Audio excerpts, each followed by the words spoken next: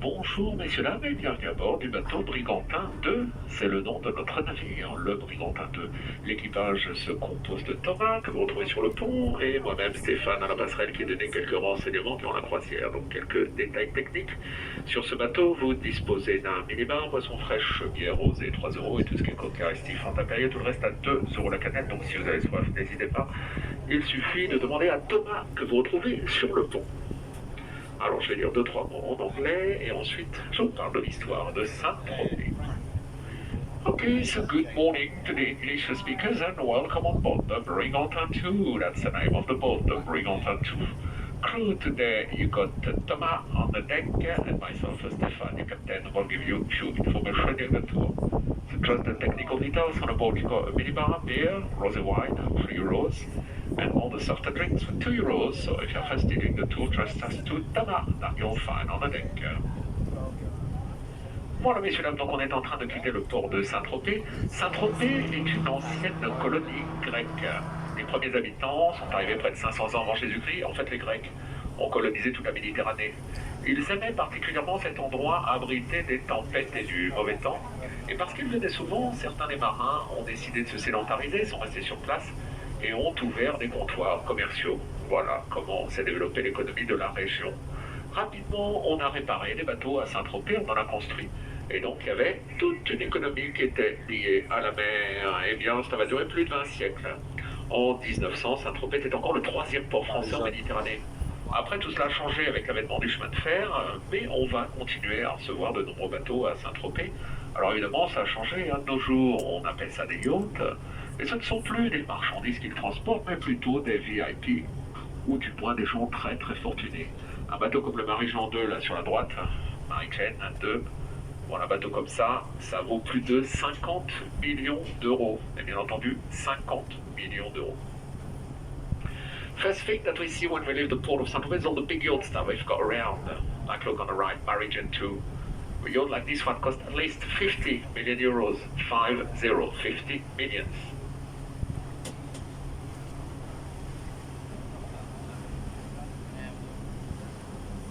Just to be parked there, docking place, 1,500 euros every day. This town of Saint-Tropez is a bit more than 2,500 years old. At the origin here, we were a Greek colony. The Greek colonized the whole Mediterranean. They love this place here, which is very safe against the bad weather. Bad weather for sailors is the wind and also the swell.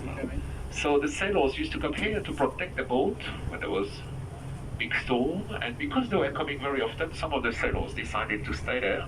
And Saint-Tropez became a usual commercial port, even an important one. That lasted for more than 20 centuries. Back in 1900, Saint-Tropez is still the third biggest port in France in Mediterranean. After that, because of the train transportation, the boat business went down. But as you might have seen, we still have plenty of boats. Of course, they've changed. Nowadays, we call them yachts, and they don't transport goods anymore, but more VIPs, or at least very, very rich people.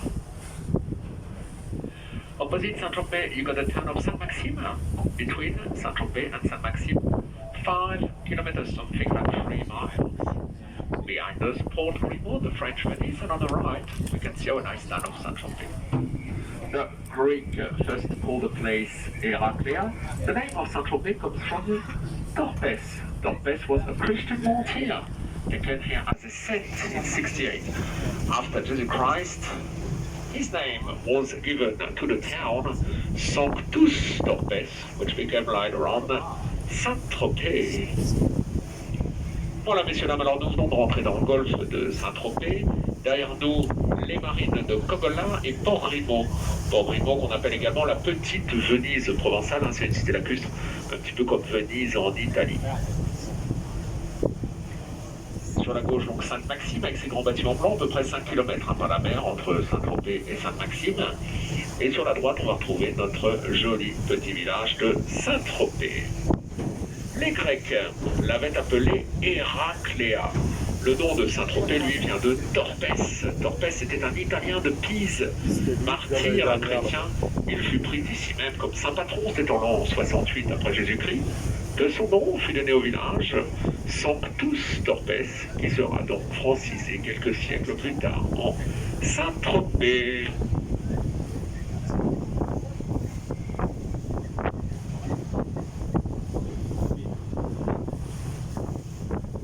Et alors, vous pouvez commencer à préparer vos appareils photo parce que dans un instant sur la droite, nous allons voir les plus jolies vues du village.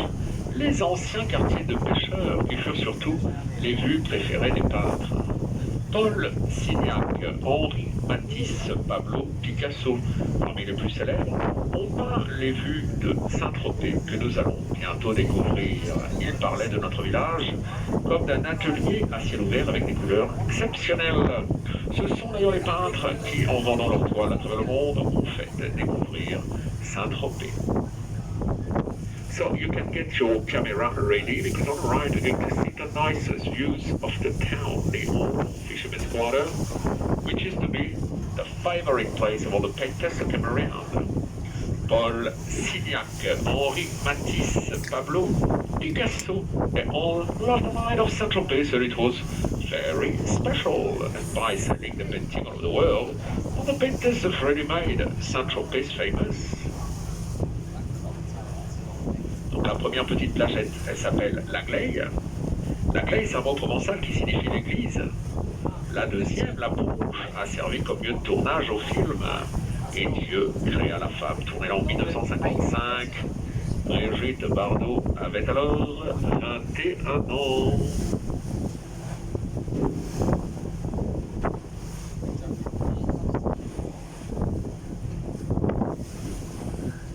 The first beach called l'Agleille, which means the church. Provençal, because to start with, the church was built on the beach. The second one, La Ponche, was used for Brigitte Bardot's first movie, and God created woman. God created woman in 1955. Brigitte Bardot was then 21 years old. Voilà, ce sont donc vraiment les plus jolies vues de Saint-Tropez. Les plages de l'Agleille et de la Ponche.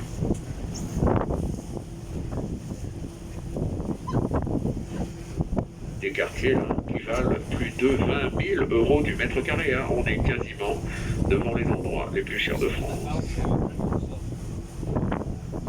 This area on the right costs more than 20,000 € per square meters. This is nearly the most expensive place in town.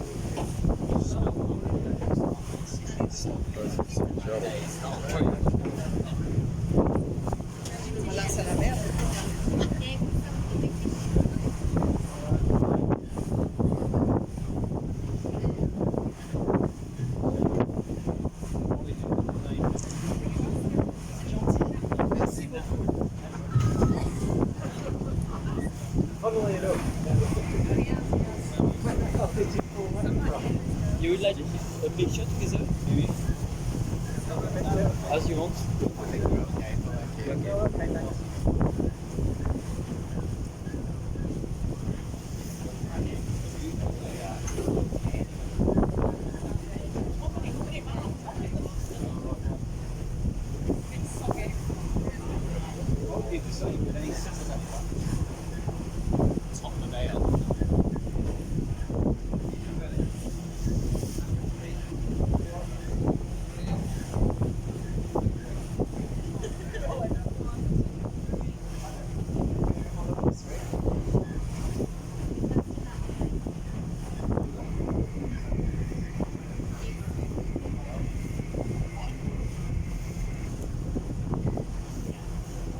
Toujours sur la droite, vous avez la citadelle de Saint-Tropez. La citadelle est une forteresse de près de 400 ans. Elle fut construite ici pour défendre le village face aux pirates. Elle était bardée de canons. Et lorsque les bateaux arrivaient avec de mauvaises intentions, ils étaient en général coulés par le fond. Alors évidemment, aujourd'hui, nous n'avons plus de pirates. Donc tout cela a été transformé en musée. Vous pouvez également faire une petite balade là autour des remparts. Il y a une très jolie vue sur tout le golfe de Saint-Tropez. Et notamment un panorama sur les toits du village, le clocher de l'église, un petit peu comme si vous pouviez voir Saint-Tropez par le ciel, sans être obligé de faire un tour d'hélicoptère.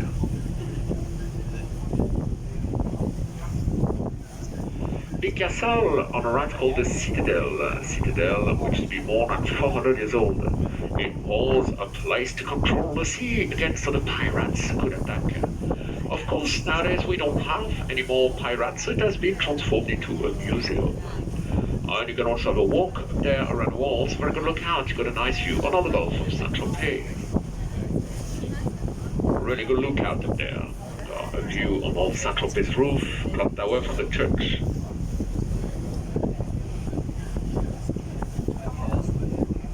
Sous la citadelle, l'endroit le plus calme du village, le boulevard des Allongés, autrement dit le petit cimetière marin, qui est le seul cimetière de Saint-Tropez. Roger Vadim, ancien mari de Brigitte Bardot, repose ici, de même que Pierre Bachelet, le chanteur, ou encore Eddie Barclay, alors que normalement, il faut être né à Saint-Tropez pour avoir le droit d'être entré dans ce cimetière. Et ça s'explique par le fait qu'on ne peut pas l'agrandir, et donc évidemment, on ne peut pas prendre tout le monde. Just under the Citadel, you got a naval graveyard, which is the only cemetery in town. So you have to be born in Saint-Tropez if you want to be buried there. The reason is that we can't extend the cemetery, so of course we can't take everybody.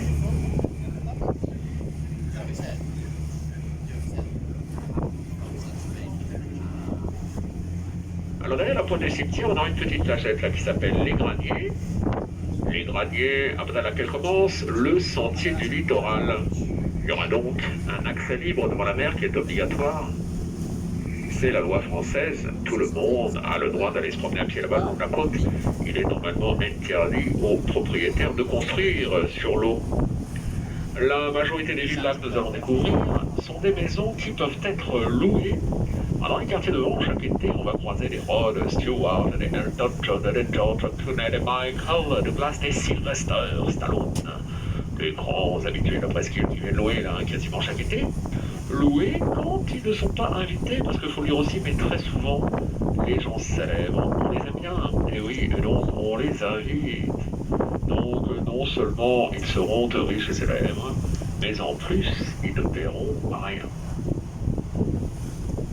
Small beach on the right is called Les Graniers, and from there you gotta walk all along the coast as the French law. Everybody has a right to walk in front of water. It's not allowed to anyone to build on the sea. Most of the houses that we could just there can be rented during the summer in this area.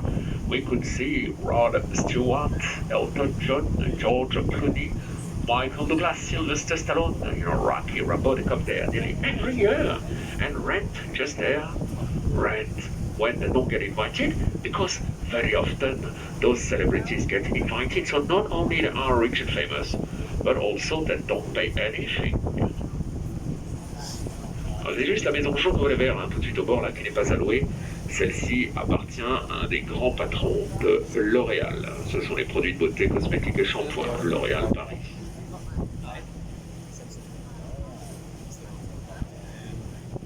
Just on the right. This yellow house with the green shutters is not for rent. This one is owned by one of the big boss from L'Oréal. You know L'Oréal Paris, all the perfume, cosmetic, shampoo, L'Oréal. So this one's not for rent.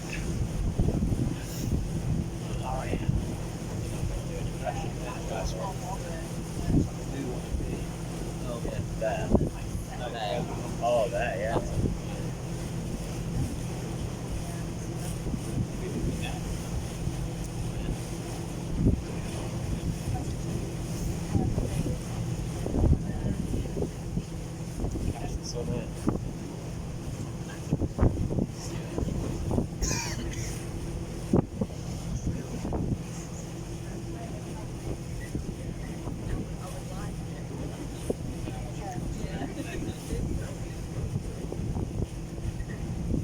Et nous rentrons dans la baie des Canubiers, là qui est très protégée des tempêtes et du mauvais temps.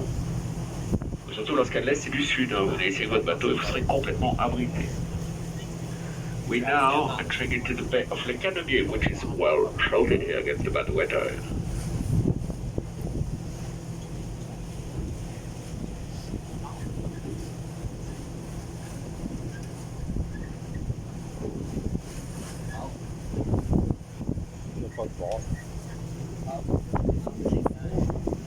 Ouais, mais c'est vrai. La colline à droite fait près de 2 hectares, donc là ce sont des parasols, des eucalyptus. Et oui. Également tout en cachet de maison, près de 500 mètres carrés, la Mandala. Le tout payé près de 50 millions d'euros. 50 millions. Par monsieur Bernard Tapie, notre nanar national, qui s'est offert tout cela après ses allocations du Crédit Lyonnais. Et avec nos impôts quand même, sacré nanar. Bon, il paraît qu'il doit tout rendre, mais enfin, comme il a tout dépensé, c'est un peu compliqué quand même.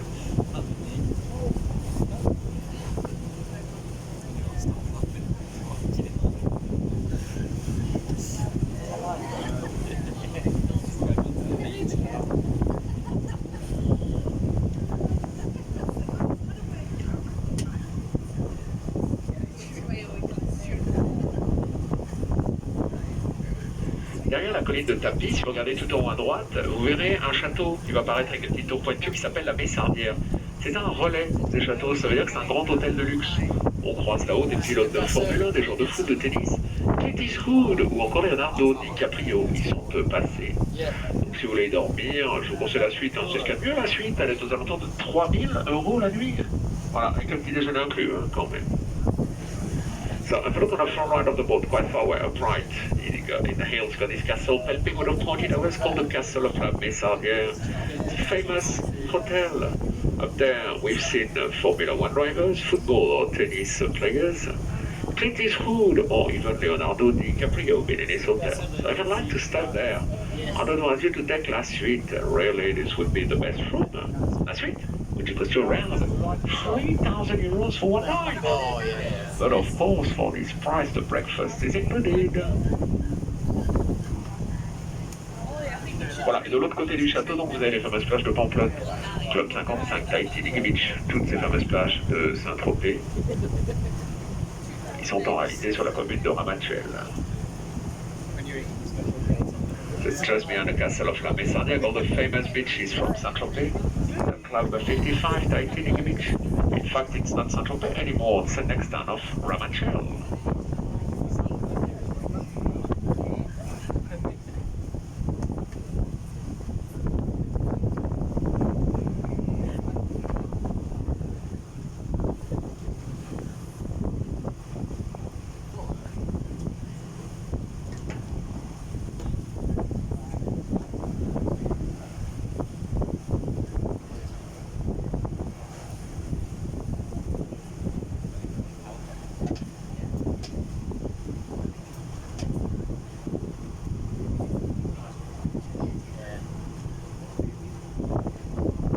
On essaie d'y aller jusque là-bas.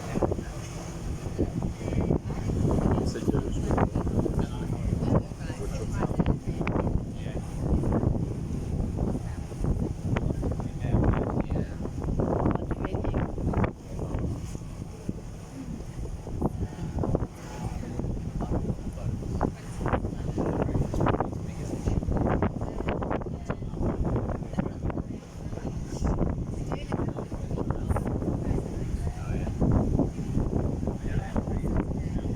Et on se rapproche tranquillement du fond de la baie des Canobiers, où nous avons la plage du même nom. Plage des Canobiers qui a servi comme lieu de tournage aux gendarmes de Saint-Tropez qui ont filmé le vent de 1964 à 1982. Louis de Funès sortait les canisses, prendrait les gens tout nus, c'était le vent. D'ailleurs, pour le dire, on les a pas tous attrapés, on en a encore. We're getting close now from the beach named Les Canobiers, a public beach, so everyone can come there. It is free. Even the parking's free, which is quite strange for Saint-Tropez.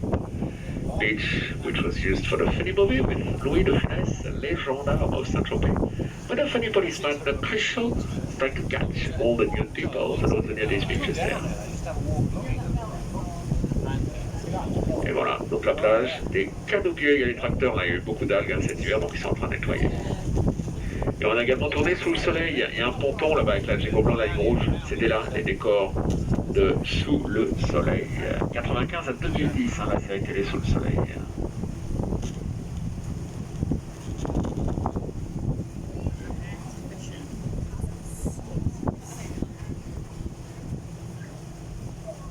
The nice beach, you see there's tractors, they're cleaning the seaweeds, plenty of seaweeds on this beach.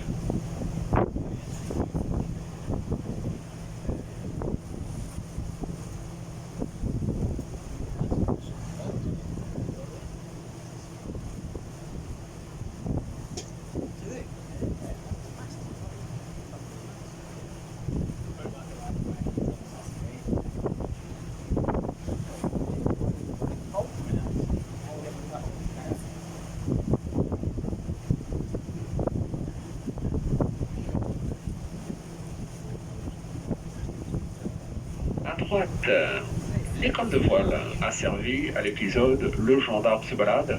C'est celui où des enfants fabriquaient une fusée qu'ils envoyaient sur Sainte-Maxime. Ouais, Louis de Funès, laquelle est sauté sur un petit zodiaque qui donnait 4 grammes et hop, un coup de magie du cinéma. Lui aussi était en face.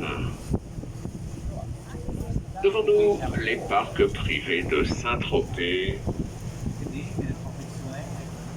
Tout en haut à droite, le château Borelli, sa tour et son dos vert, un château de plus d'1 siècle. Aujourd'hui divisé en 6 appartements de grand standing. Personne ne connaît là-haut que des gens très très riches.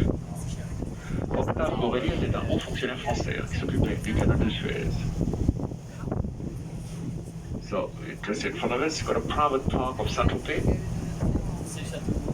And if you look on the top right, you've got the castle Borelli with a tower and a great door. Built last century, it was a bit damaged in the Last World War. Rebuilt in 1990, was then sold in 6 smaller flats. Nobody is famous up there, just very, very rich people.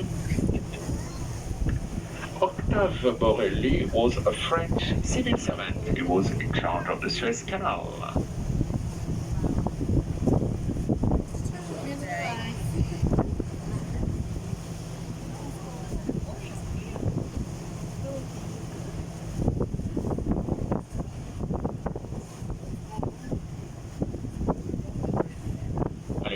Jaune, là vous avez une maison assez moderne avec des formes comme des cubes dans sous le soleil. C'était la maison Jessica, la grande blonde avec l'accent américain. Donc là c'est une vraie maison, hein. C'est pas un décor. À la fin des tournages, elle fait donc rendu à ses propriétaires. Propriétaires qui sont les voisins de Madame Brigitte Bardot. Et oui, on a ensuite la fameuse matrague. Entre des murs là qui sortent sur l'eau. De petites tourelles, de petites maisons, c'est la petite madrague. Ça, c'est pour les invités. Alain Delon, Sacha Distel, Serge Gainsbourg, Sean Connery, Jean-Paul Belmondo sont passés par là. Le mur blanc derrière Brigitte de sa piscine. Et la maison principale, celle avec un petit ponton et 2 poteaux blancs. Vous allez voir, il y a un store bleu, il y a un ponton là, un portail blanc. Store bleu, la fenêtre est entrouverte, Brigitte est là. Just on the right side of the boat now, you can see Brigitte Bardot's house, place called La Madrague. La Madrague, it's everything between the 2 white walls on the water. So you've got 2 little towers and a little house, which is the guest house. Then you've got this white wall behind Brigitte. She's got a swimming pool. And the main house is the one with the pier and the dry mat. You see the blue shade protection, the windows slightly open. That's Brigitte Bardot's Madrague. She still lives there.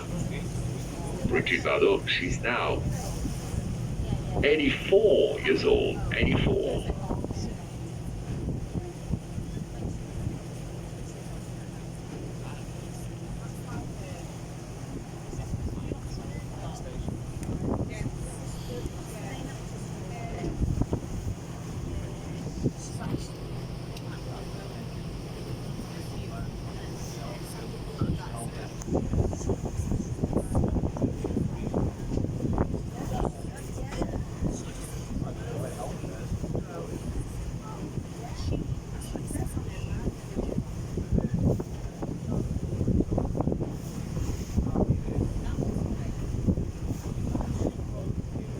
La grande maison sur l'avant droite a longtemps appartenu au baron Adam von Oppel. Alors ça, c'était les voitures allemandes Opel.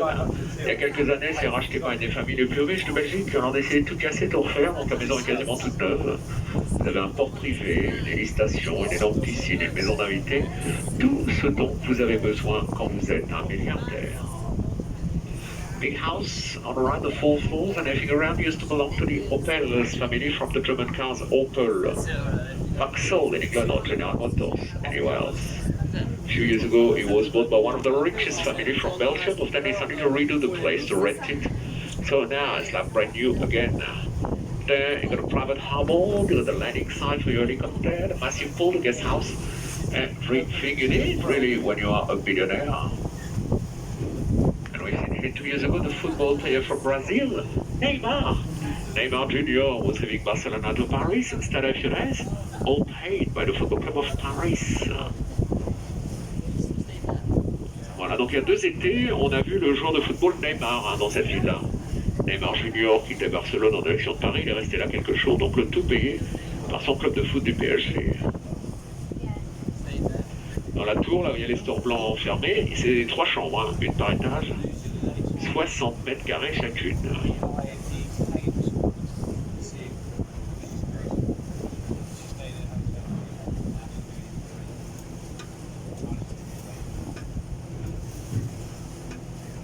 Alors on va sortir de la Médicanouville, elle a passé le Cap Saint-Pierre. Ce mur arrondi, c'est une piscine. Et la maison juste derrière avec des arches, elle appartient aux propriétaires de Clairefontaine. Clairefontaine, ce sont les cahiers, papiers d'écoliers, ils viennent des Vosges, ils ont toutes les forêts là-bas. Calpin Orange, Rodia, les Acontas, les classeurs et les agendas, tout ça, ce sont eux.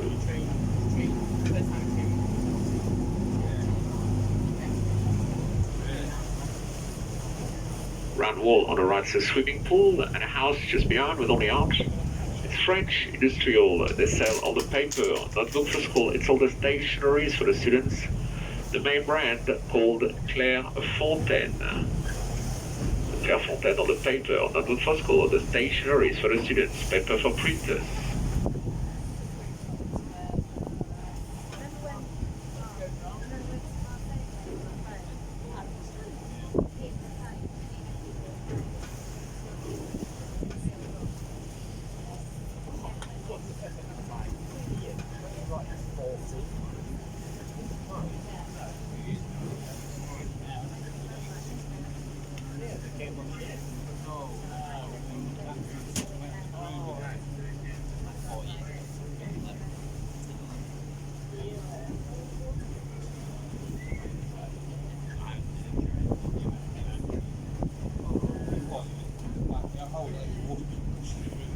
Avec la petite tourelle et les 2 lumières vertes, la maison de l'homme le plus riche de France. Il s'appelle Bernard Arnault. Bernard est à la tête du groupe de luxe LVMH. Louis Vuitton, Christian Dior, Hennessy, Moët & Chandon, Veuve Clicquot, Watch, Tag Heuer, Bulgari, Perfumes, Makeup Forever, Sephora, Givenchy, all the very, very expensive stuff. Voilà, juste sur la droite avec la petite tourelle et les 2 lumières vertes.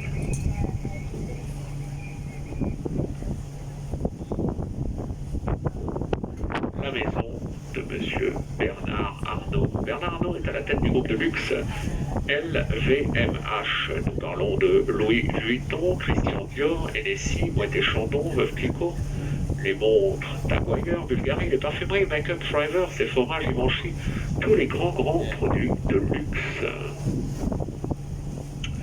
Avec le garage blanc et marron, la maison de monsieur Mohamed Al-Fayed. Mohamed Al-Fayed, c'est notamment le père de Dodi Al-Fayed.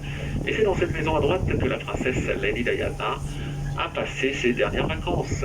C'était en 1997. Ça fait 22 ans déjà. 4 jours seulement avant d'être à Paris, Lady Diana était encore là. Just on the right now with a white and brown garage got Mohamed Al-Fayed's house, Dodi's father. So it is just down the right at the princess. Lady Diana spent the last holidays 22 years ago. Only a few days before she died in Paris, Lady Diana, she was still swimming here. La plus grande maison des parcs apparaît maintenant sur votre droite, celle de Tony Murray. Tony Murray, un homme d'affaires franco-américain qui a des hôtels casinos à Las Vegas, des chaînes de restaurants, des compagnies d'assurance. Il a également été dans la production cinématographique et musicale et chaque été, là, nous organise les plus grandes fêtes, invitant toute la jet set et les people. Mick Jagger, Rihanna, Robbie Williams, Justin Bieber notamment sont passés par là et sont venus chanter juste pour les invités de Tony Murray. Oui, parce que quand vous êtes un milliardaire, vous n'avez pas téléchargé les chansons, hein, pas du tout. Non, vous avez téléchargé les chanteurs. Bah oui, ils vont venir chanter chez vous, là, directement pour vous inviter. Just alright, Big White House is a French-American businessman named Tony Murray. Tony Murray's got a hotel, casino in Las Vegas, chains of restaurants, insurance company. This guy been in the music and cinema productions, and every summer they organizes all the biggest party in town, inviting all the jet set around. Mick Jagger, Rihanna, Robbie Williams, Justin Bieber, I mean, they've all been performing from the show only for Tony Murray's guests. Yeah, because when you're a billionaire, you will not download the songs, you'll download the singers. Yes, they'll come to your place directly to sing in front of you. Derrière la grue, regardez les maisons avec des murs en pierre apparente et des volets bleu marine de forme arrondi sur le haut, avec des 2 paliers. la villa de Tatiana Yeltsin. Tatiana, c'est la fille de l'ancien président russe, Boris Yeltsin. Just on right, stones on the wall, dark blue shutters with a round form, that house which is to belong to... Pardon, attends, excusez-moi. Celle avec les murs en pierre parente, les volets bleus, c'était le baron Freddy Heineken. Les bières, Heineken. Voilà, au-dessus de la grue, c'était Heineken. Yeltsin, c'est la toute dernière avec les palmiers, hein, tout au bout à droite. Tatiana Yeltsin. Voilà, donc Heineken à 3h, Tatiana à 1h. Stones on the wall, dark blue shutters with a round form, that house which used to belong to Freddy Heineken from the Dutch beer Heineken. When Freddy died, his daughter sold the place. And the last house that you go on the front right, above the palm trees, it is a Russian girl. She's called Tatiana Yeltsin, and she is Boris Yeltsin's daughter, the ex-Russian President Yeltsin. This house was a gift from the Russian billionaire Roman Abramovich.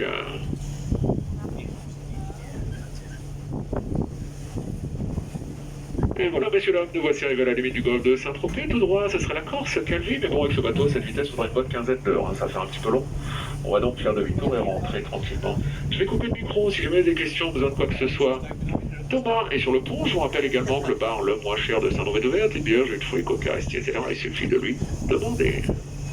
Okay, so now we've just arrived at the limit of the Gulf, so we're gonna turn our head back to Saint-Tropez. On the way back, I'll stop the microphone, but when the text on anything, just ask to Thomas that you'll find on the deck.